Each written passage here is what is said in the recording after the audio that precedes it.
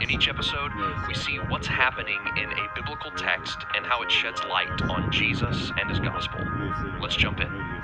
The religious leaders accuse Jesus' followers of being ritually unclean because they don't wash their hands according to the tradition of the elders. This isn't a command from the Bible, but from another large body of Jewish teaching. But Jesus says the real problem isn't unclean hands, but impure hearts. Dirt and grime can be swallowed and still leave the body, but sin grows up from a defiled heart. Jesus then travels far north into Gentile territory where he meets a Canaanite woman. You have to remember, the Canaanites were Israel's constant enemy throughout the Old Testament. The traditions of the Jewish people would have kept Jesus from interacting with this woman, but her courageous faith moves Jesus, and he heals her demon-oppressed daughter. Jesus then repeats what he did in the wilderness among the Jews, but this time among the Gentiles. He heals the sick, and they worship the God of Israel. Jesus then miraculously feeds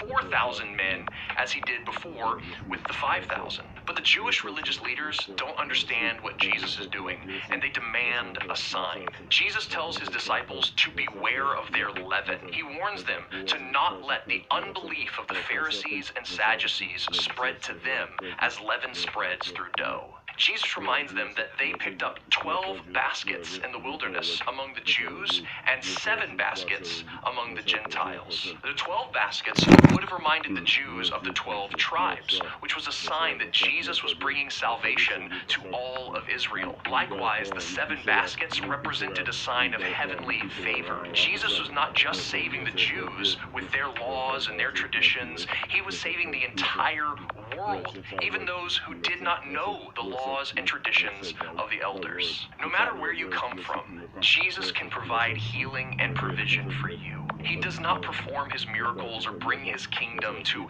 a select kind of person, but to all nations and all people. This includes those who are unclean. Whether you have broken the religious traditions you grew up around or the very commands of God found in the Bible, Jesus shows us here that there is forgiveness for anyone who comes to him in faith. Traditions and rule following cannot save you. To think otherwise is to have the leaven of the Pharisees and Sadducees within you. Only Jesus can save you, and when he does, he will give you a clean heart that will bring about clean actions that heal the world around you. So I pray that the Holy Spirit would open your eyes to see the God who saves unclean people from every nation, and that you would see Jesus as the one who took our uncleanliness so he could provide the bread of his body to anyone who would come to him in